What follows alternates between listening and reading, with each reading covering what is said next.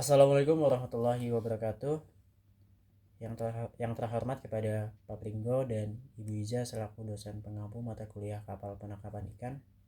Saya Farid Gibran dengan NPM 2303 1022 0029, Prodi Perikanan Laut Tropis, akan mempresentasikan mengenai hasil perancangan desain kapal Pursen yang saya ambil referensinya dari skripsi milik Sabtunawati Institut Pertanian Bogor. Di sini saya akan menjelaskan mengenai pengenalan umum, desain kapal, rasio dimensi utamanya, parameter hidrostatik, kapasitas internal, dan tahanan kapal. Kita akan masuk ke pengenalan umum dari kapal Pursen Semangat Baru. Kapal Pursen dengan nama Semangat Baru adalah kapal yang dirancang merupakan kapal perikanan metode encircling gear dengan alat tangkap Pursen. Kapal perikanan adalah armada yang digunakan untuk melakukan penangkapan ikan, mendukung operasi penangkapan ikan, pembudidayaan ikan, pengangkutan ikan, pengolahan ikan, pelatihan perikanan, dan penelitian atau eksplorasi perikanan. Kapal encircling gear adalah kapal yang melakukan pengoperasian alat tangkap dengan cara dilingkarkan. Kapal Pursen Semangat Baru adalah kapal kayu tradisional yang dibuat di Galangan Pulau Tidung, Kabupaten Kepulauan Seribu, Jakarta. Selanjutnya kita masuk ke desain kapal, lines plan, dan general arrangement. Di sini bisa kita lihat pada lines plan terdapat profil plan, terus body plan, sama half breadth plan dari desain kapal Pursen di aplikasi Maxsurf. Kapal Pursen hasil perancangan memiliki dimensi utama kapal yang terdiri atas panjang atau length, lebar, breadth, dan tinggi, depth atau D. Di sini spesifikasinya LOA-nya atau length overall adalah panjang total kapal yang diukur dari ujung haluan hingga ujung buritan sebesar 16 meter. Lalu ada LPP atau length perpendicular, adalah panjang kapal yang diukur antara garis tegak lurus pada perpotongan syarat air di bagian haluan dan buritan. LPP-nya sebesar 13,8 meter. Lalu ada LWL atau length of waterline, adalah panjang kapal pada garis air yang diukur antara titik perpotongan syarat air pada badan kapal bagian buritan dan haluan. LWL-nya sebesar 14,5 meter. Selanjutnya ada depth. Depth adalah dalam atau tinggi kapal yang diukur mulai dari dek terendah hingga bagian badan kapal terbawah atau badan kapal tepat di atas lunas. Depth-nya atau tingginya itu sebesar 1,43 meter. Lalu ada draft. Draft adalah tinggi badan kapal pada syarat air yang tertinggi. Draft-nya sebesar 0,8 meter. Bmax atau breadth maksimum adalah lebar kapal terbesar yang diukur dari sisi terluar kapal sir yang satu ke sisi sir lainnya yang berhadapan. Bmax-nya sebesar 4 meter. Lalu ukuran GT-nya itu sebesar 29 GT. Selanjutnya general arrangement. Dari gambar general arrangement tampak samping dan atas, bisa kita lihat pada bagian haluannya itu berbentuk V-bottom yang membuat kapal memiliki kecepatan tinggi untuk mengejar gerombolan ikan dalam operasi penangkapan ikan karena dapat membelah massa air dengan maksimal. Lalu pada bagian buritan pada kapal itu memiliki bentuk U-bottom yang dapat menjaga stabilitas kapal. Selain itu, dengan adanya mesin gardan yang membantu menarik tali kolor alat tangkap Pursen sewaktu operasi penangkapan ikan. Nah, lalu di sisi samping atau di sensirnya itu kapal yang lebih rendah. Tujuannya adalah untuk memudahkan nelayan mengoperasikan alat tangkap Pursen. Lalu bagian tengahnya ini memiliki kapasitas ruang yang besar dan adanya palka ikan di bawah dek untuk menampung hasil tangkapan yang banyak. Bentuk kapal yang cukup gemuk dapat menampung muatan secara optimal. Nah, terus dari bentuk tampak atas itu memiliki bentuk kapalnya adalah transom. Kapal Pursen Semangat Baru memiliki fasilitas kapal yang terdiri atas ruang kemudi, mesin, palka, ruang gardan, tiang bos, dan ruang mesin. Nah, untuk tata letaknya bisa kita lihat pada gambar di samping. Selanjutnya kita masuk ke bagian rasio dimensi utama pada kapal. Yang diukur adalah nilai L per B, L per D, dan nilai B per D. Rasio dimensi utama kapal diperoleh dengan cara melakukan perbandingan dimensi yang meliputi perbandingan antara panjang dan lebar L per B, perbandingan antara lebar dan dalam B per D, dan perbandingan antara panjang dan dalam L per D.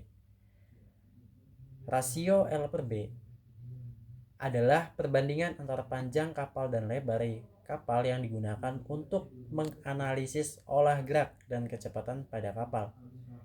Semakin besar nilai L per B suatu kapal, maka kecepatan suatu kapal akan semakin besar dan olah gerak kapal yang semakin baik. Sebaliknya, jika nilai L per B semakin kecil, maka akan berpengaruh buruk terhadap kecepatan kapal karena nilai tahanan geraknya akan semakin besar. Berdasarkan perancangan kapal didapat bahwa nilai L per B itu sebesar 4, yang berarti kapal tersebut memiliki kemampuan olah gerak dan kecepatan yang cukup baik jika berdasarkan nilai acuan kapal and circling gear. Lalu rasio L per D. Rasio L per D sendiri adalah perbandingan antara panjang dan tinggi kapal yang digunakan untuk menunjukkan kekuatan memanjang kapal yang dibutuhkan agar kapal tetap kuat meski dalam kondisi gelombang yang tinggi. Semakin besar nilai L per D, maka akan mengakibatkan kekuatan memanjang kapal yang melemah. Sebaliknya, semakin kecil nilai L per D, maka semakin baik kekuatan memanjang kapal, namun buruk dalam melakukan manuver pada kapal. Berdasarkan perancangan kapal, didapat bahwa nilai L per D sebesar 11,8, yang berarti kapal tersebut memiliki kekuatan memanjang kapal yang baik karena nilai-nilai dari tinggi D dengan nilai panjang atau L seimbang sehingga kapal lebih kuat menghadapi gerakan lengkungan ke arah atas dan bawah jika berdasarkan nilai acuan kapal and circling gear. Selanjutnya, rasio B per D. Rasio B per D adalah perbandingan antara lebar dan tinggi kapal yang digunakan untuk menganalisa stabilitas dan kemampuan mendorong kapal. Semakin besar nilai B per D, semakin baik stabilitas olah gerak kapal, namun semakin buruk dalam kemampuan mendorong kapal atau longitudinal strength. Nah, berdasarkan perancangan kapal didapat bahwa nilai B per D sebesar 2,79, yang berarti kapal tersebut memiliki stabilitas kapal dan olah gerak yang baik jika berdasarkan nilai acuan kapal and circling gear. Selanjutnya kita masuk ke bagian parameter hidrostatik. Pada kapal Pursen Semangat Baru, volume displacement dengan besaran 23,57 ton yang menunjukkan volume badan kapal yang terendam di bawah waterline. Nilai volume displacement bertambah besar berdasarkan letak waterline. Nilai ini berfungsi untuk mengestimasi volume muatan yang dapat ditampung oleh kapal. Selanjutnya ada tone displacement. Tone displacement sendiri adalah berat massa badan kapal yang terendam di bawah waterline sebagai gambaran berat air yang dipindahkan oleh badan kapal yang tenggelam. Semakin besar nilai water area, maka kapal memiliki kemampuan menerima distribusi muatan secara horizontal. Semakin besar nilai tone displacement sebuah kapal, maka bagian kapal yang terbenam di bawah permukaan air juga semakin tinggi. Nilai tone displacement pada kapal perancangan itu bertambah besar sesuai dengan posisi waterline. Selanjutnya ada nilai tone displacement sebesar 23,57 ton.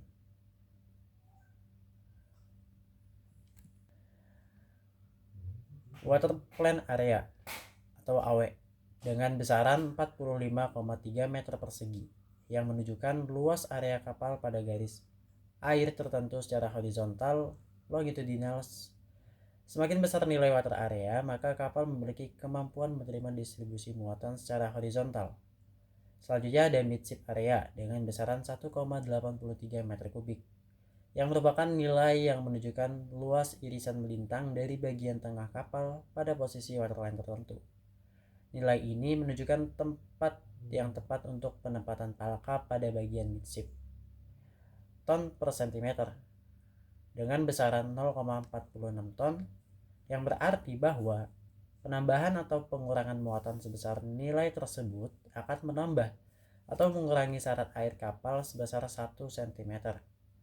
Ton per sentimeter menunjukkan berat yang dibutuhkan untuk merubah draft sebesar 1 cm yang berfungsi untuk mengestimasi beban atau massa maksimum yang dapat ditoleransi oleh kapal. Nah, selanjutnya kita akan masuk ke coefficient of fineness. Yang pertama ada koefisien block atau CB, merupakan perbandingan antara isi carrion dengan isi suatu bak dengan panjang atau L, lebar 8 dan tinggi D, dan lebar B dan tinggi D.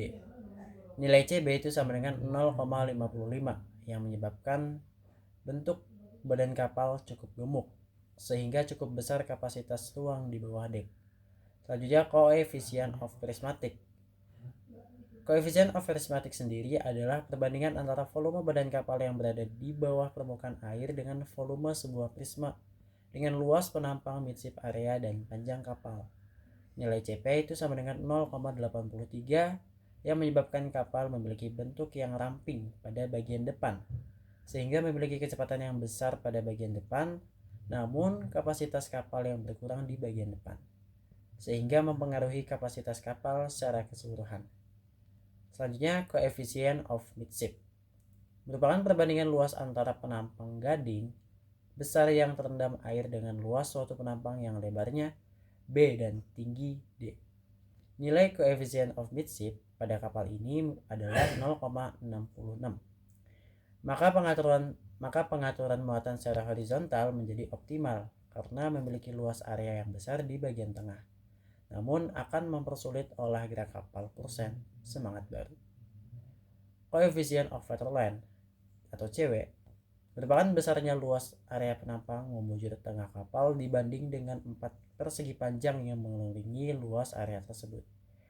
Nilai CW pada kapal ini sebesar 0,86 yang mengakibatkan tahanan kapal menjadi besar, tetapi pengaturan ruang atau penempatan barang secara horizontal dan keleluasan kerja di atas dek menjadi optimal. Yang terakhir yaitu nilai CVP atau Coefficient of Vertical Prismatic sebesar 0,6175 pada kapal ini yang mengakibatkan daya tampung muatan di bawah garis air optimal bagi kapal Pursen Semangat Baru. Selanjutnya kita masuk ke kapasitas internal. Yang dihitung adalah kapasitas palka, FWT itu adalah fresh water tank, terus ada FOT, fuel oil tank, lalu ada FO, terus jumlah tangkapan sama kebutuhan S-nya. Nah, di sini dimensi utama kapalnya itu kan LOA-nya sebesar 16 meter, terus LPP-nya 13,8 meter, lebarnya atau breadth-nya 4 meter. Lalu ada draft-nya itu sebesar 0,8 meter. Ada VS atau kecepatan mesinnya 10 knot. Lalu BHP atau kekuatan mesinnya itu sebesar 110 horsepower. Lalu lama perjalanannya itu 2 hari, lama pengoperasiannya itu 7 hari, cadangan waktunya itu 1 hari. Lalu jumlah ABK pada kapal ini sebanyak 6 orang. Jenis alat tangkap yang digunakan adalah kapal alat tangkap Pursen.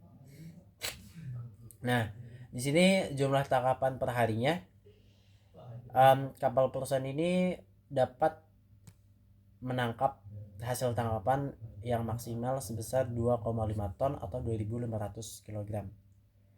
Dilakukan setting selama 1 hari. Lalu di sini jumlah ikan tertangkap itu sebanyak 25 ekor. Berdasarkan jurnal yang saya baca, itu rata-rata berat ikan per ekornya itu sebesar 30 kg per ekor.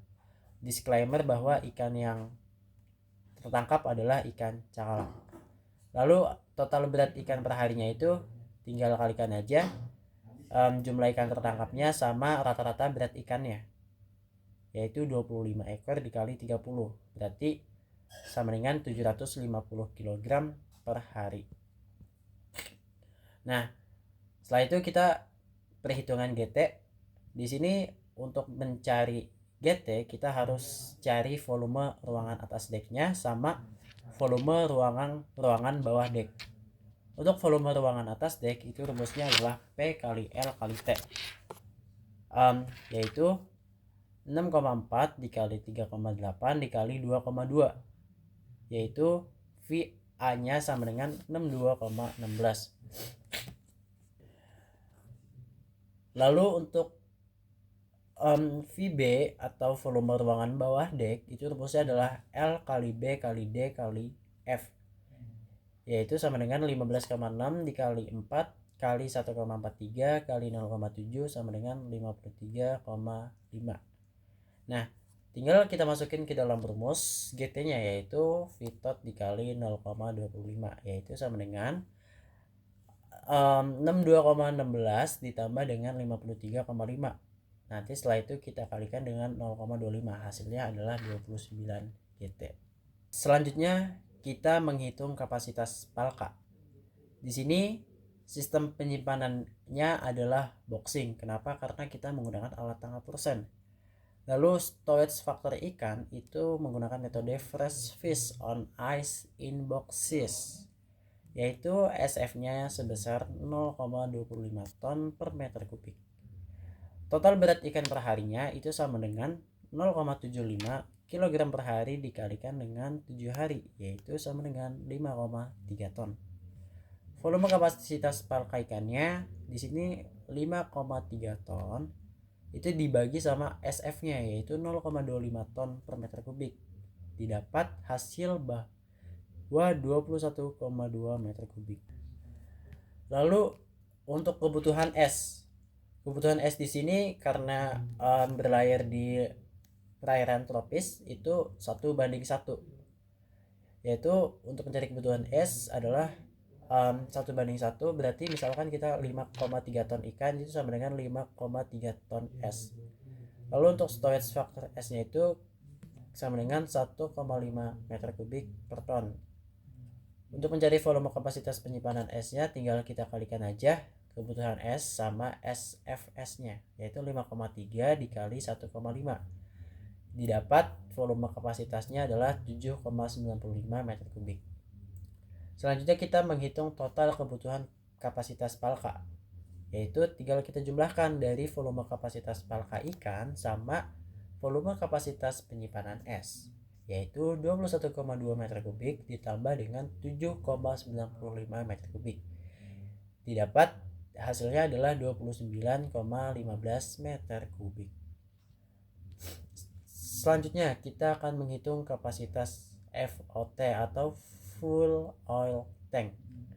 Di sini horsepower-nya adalah 110 horsepower. Lalu full consumption itu kita asumsikan sebesar 0,17 ton per HP per harinya ya. Lalu berat jenis BBM-nya itu sebesar 0,84 ton per meter kubik. Nah, di sini untuk mencari total kebutuhan BBM itu sama dengan HP dikalikan dengan 10 hari dikali 0,17, berarti kan 110 dikali 10 dikali 0,17, hasilnya 187 kg. Untuk kapasitas FVT itu kapasitas FVT kita jumlah hari berlayarnya itu kan selama 2 hari terus ditambah dengan 7 hari ditambah sama 1 hari kan. Jadi total itu 10 hari jumlah hari berlayarnya. Lalu untuk kebutuhan fresh water-nya itu per orang per harinya itu sebesar 25 kg per orang per hari. Lalu ada kebutuhan fresh water total ABK, berarti kan 25 kg dikalikan dengan 10 hari dikalikan dengan total ABK-nya yaitu 6 orang, yaitu sebesar 1500 kg. Lalu untuk kapasitas FVT 2 itu cadangannya kan 10%. Nah, berarti total kebutuhan FV-nya itu sebesar 10% dikalikan dengan 1,5 ton, yaitu ditambah 1,5 ton, hasilnya 1,65 ton untuk kapasitas FWT 2 nya. Untuk tahanan yang dimiliki oleh kapal Pursen Semangat Baru, bisa kita lihat gambar grafik di bawah.